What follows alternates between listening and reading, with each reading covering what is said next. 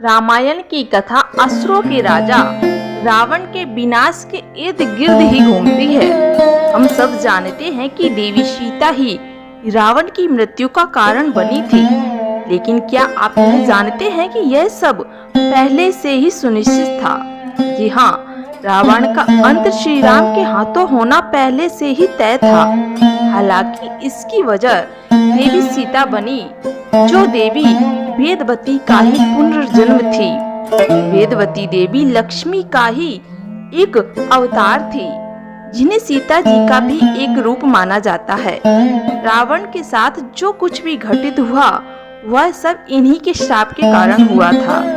जानिए आखिर क्यों देवी वेदवती ने रावण को श्राप दिया था, जिसके कारण उसकी मृत्यु हुई। एक कथा के अनुसार एक बार वेदवती नामक एक युवती वन में अपने ध्यान में लीन थी। वेदवती ब्रह्म ऋषि कुशध्वज की पुत्री थी।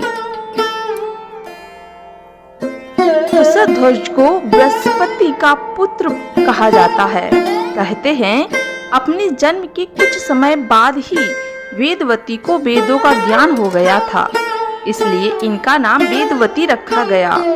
वेदवती एक बहुत ही सुंदर कन्या थी, जो भगवान विष्णु की बहुत बड़ी भक्त थी। जैसे जैसे वह बड़ी हुई, उसकी भक्ति के साथ भगवान के लिए उसका प्रेम भी बढ़ गया। वेदवती विष्णु जी से विवाह करना चाहती थी, इसलिए उन्हें प्रसन्न करने के लिए उसने कठोर तपस्या करने का निर्णय लिया। एक बार एक असुर ने वेदवती के आगे विवाह का प्रस्ताव रखा। वेदवती अपने इरादों की पक्की थी। वह निर्णय कर चुकी थी कि उसे विष्णु जी से ही विवाह करना है, किंतु उसके परिवार वालों ने उसका साथ न देने से साफ मना कर दिया। इसलिए विवश होकर वेदवती को अपना घर छोड़ना पड़ा और वह वन में चली गई। बाद में उसके परिवार ने उसे अपना लिया और वापस आश्रम ले आए। एक दिन जब वेदवती अपने ध्यान में लीन थी, तब एक असुर उसके पास आया और उससे विवाह करने के लिए कहने लगा।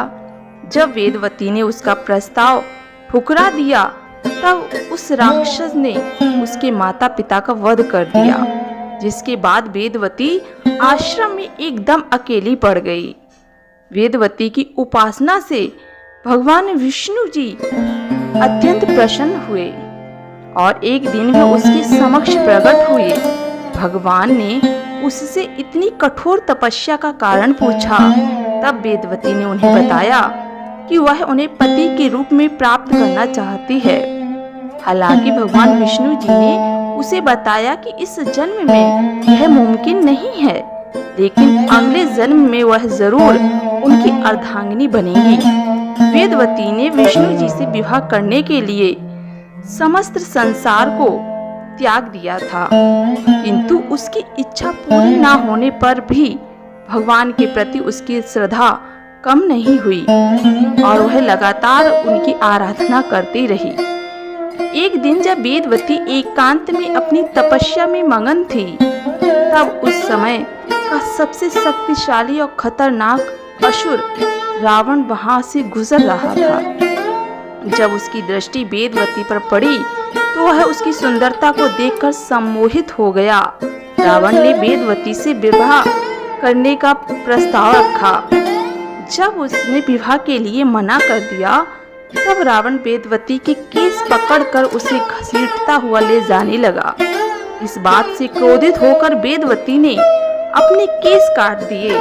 साथ ही उसकी पवित्रता को भंग करने की कोशिश करने पर उसने रावण को श्राप दिया कि एक दिन वह उसकी मृत्यु का कारण बनेगी। बाद में स्वयं को रावण से बचाने के लिए वेदवती ने अग्नि में कूदकर खुद को भस्म कर लिया, क्योंकि वेदवती का श्राप खाली नहीं जा सकता था।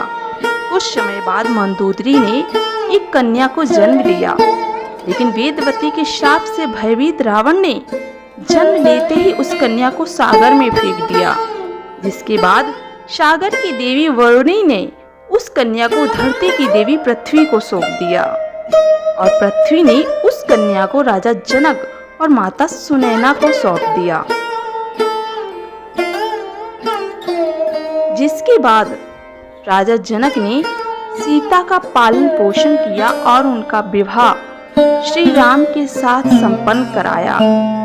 फिर वनवास के दौरान रावण सीता का हरण किया, जिसके कारण श्री राम ने रावण का वध किया और इस तरह से सीता रावण के वध का कारण